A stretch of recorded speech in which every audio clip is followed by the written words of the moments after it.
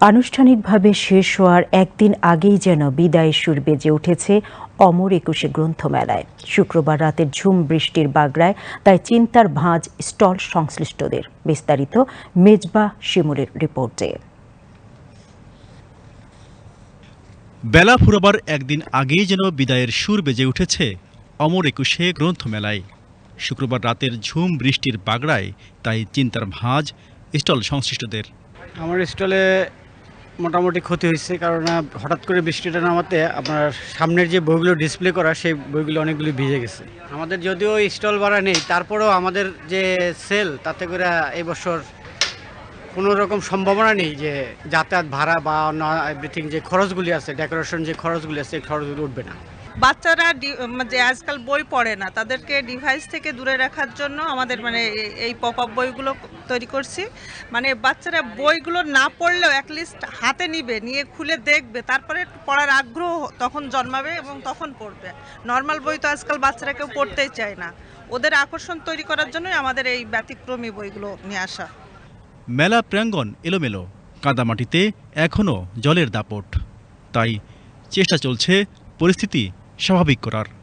শনিবার ছুটির দিনে বইমেলার বিশেষ আকর্ষণ থাকে শিশু প্রহর।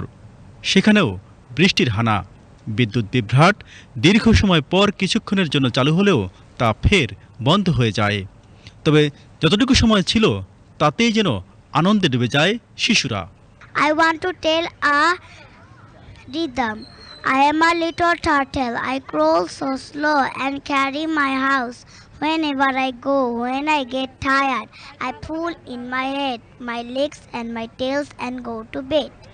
নানান ধরনের বই, যেমন গল্পের বই, তারপরে ভূতের বই, কমিক্স ইত্যাদি থাকে, যা আমার কিনতে খুবই ভালো লাগে। এই কারণে আমি বইমেলায় আসি বই কিনতে। আমি পেতনির ঝি দেখেছি, আরও অনেক বই দেখেছি। এখনো পাপের শো শুরু হয় নাই।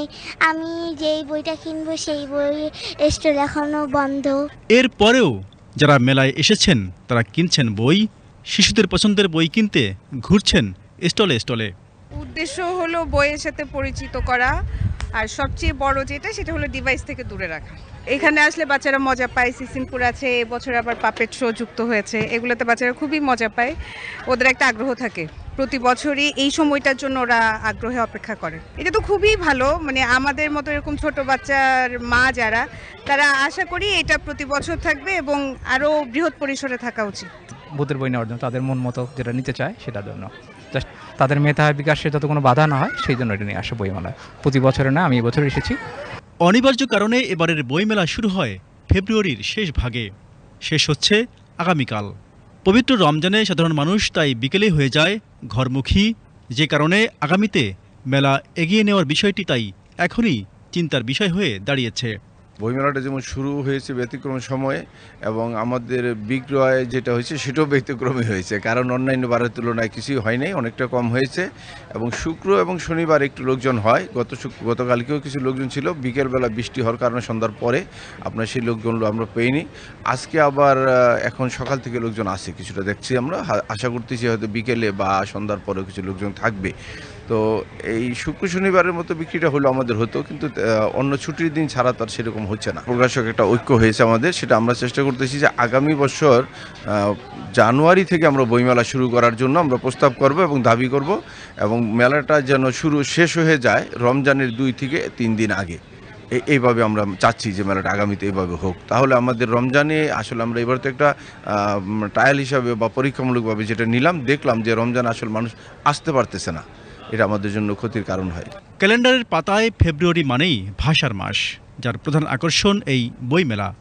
প্রজন্মের মেধা, মনন আর সৃজনশীলতার বিকাশে এই মেলা চলুক নিরবিচ্ছিন্নভাবে, এই প্রত্যাশা সংশ্লিষ্টদের। মেজবাহ শিমুল, বিটিভি নিউজ, ঢাকা।